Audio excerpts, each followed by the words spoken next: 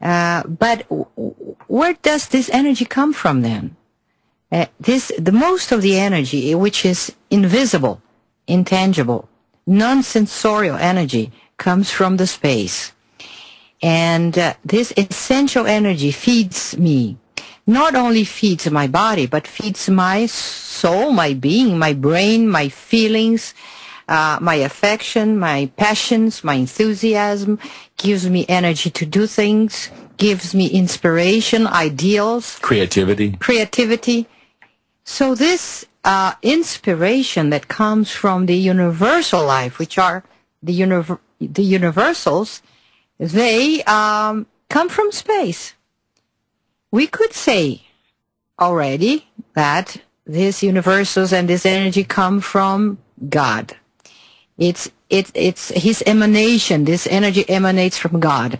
But if you don't want to call it God, you must at least admit that there is an enormous amount of energy all in space, which is invisible, giving source to all the other forms and expressions of vibrations of energy, energetic vibrations. So this guy here, he says that when he feels this need to channel this inspiration, he runs and do it, and he must be very humble. And if you pay attention, all these inspirations that come from the space, most of it, they come from the need to do something good, beautiful, and truthful for other people. Right. Interesting, this. Yes, all the good artists, the good scientists. To be good, Richard, is a necessity.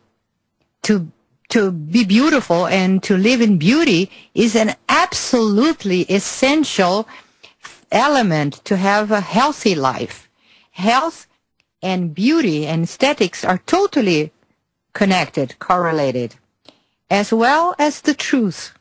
If we hide the truth, we block the entrance of the energy. Every mistake we hide, that we know, these feelings of guilt we have when we do something wrong, if we hide them, if we cover them up, so we will block the entrance of this energy in ourselves. We'll pay a big price for this, too, won't we? We pay. And I just want to make a quick comment about this, Claudia, that when you're talking about goodness and beauty, when I first came here, I had a lot of difficulties because I come from a relativistic world, North America, where we're debating everything. Well, what's really good? What's really beautiful? I have my opinion and you have your opinion. And you're not talking about that. You're talking about a universal sense of what is good and what is beautiful. And this is a beautiful aspect of Dr. Keppe's work. This question of the universals, that goodness is not a relative term. No, and some experiments already show that. For instance, the Western classical music, it's appreciated by all peoples, and they scan the brains where this sensation of pleasure, happiness, or manifest. And they played the Western classic music to Indians and to African tribes that never heard this music before. And don't explain, there's nothing like that. The areas of the brain manifested equally as the Western people when they hear the same kind of music. So this shows that it's a universal phenomena. It's an universal phenomena. It's beautiful, isn't it? Oh, it's very beautiful. Oh my God! Yeah. So we could hear the universe if we would not be so alienated and envious.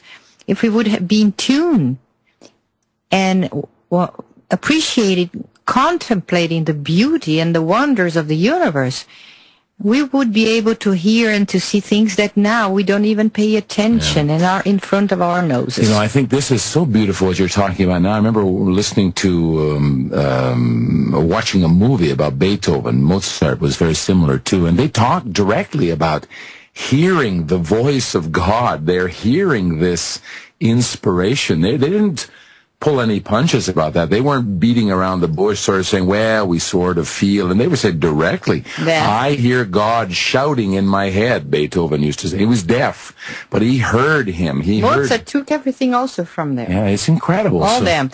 Now, Richard, why some people are able to hear these godly voices and other people don't. What do these other people hear instead? This is a $64 million question, Claudia, that you're asking now. What is going on? What are we listening to if we're not listening to what this? What kind of inspirations? Yeah. What are we tuning with? Yeah. Do you have any guess? Yeah, I have a few guesses because I have this conflict inside myself, or used to a lot more than today, but I still have it. The idea that, you know what you should do. It's very, very clear, but there's another voice speaking in your head saying, don't listen to that. You're not going to really go over here and do this. So this kind of inspiration coming from other beings, other spiritual presences, other energy sources, other energies that are sources. floating. This is a fascinating study. Yeah, this is indeed, because the majority of people are absolutely linked and hooked to negativity, to pessimistic ideas, right, to tragic thoughts, to paranoid thoughts, anger, fear, anxiety. All these kind of thoughts are distortions of energy, and they distort our neurons too.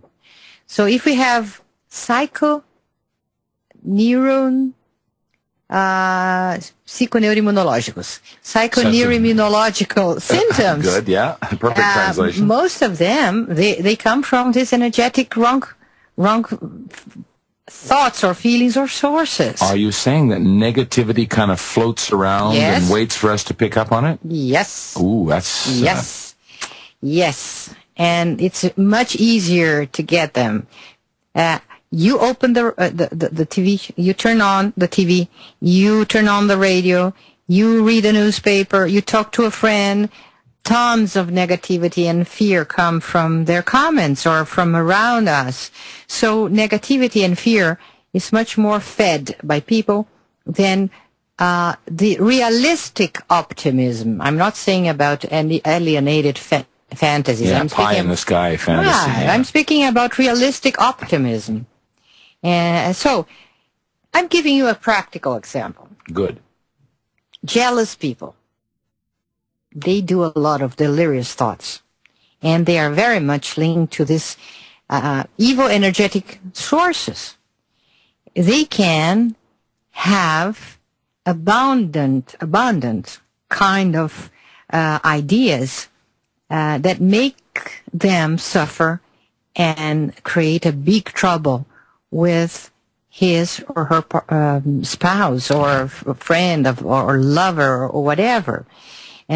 Jealousy is an enormous example, a very good practical example of how paranoid, delirious, an everyday common person can be without realizing that they are being fed by this, by syntoning or tuning. Oh, that's interesting, Claudia. So it's like if you're a jealous person and you see your partner talking to somebody else in a party, for example, this is common.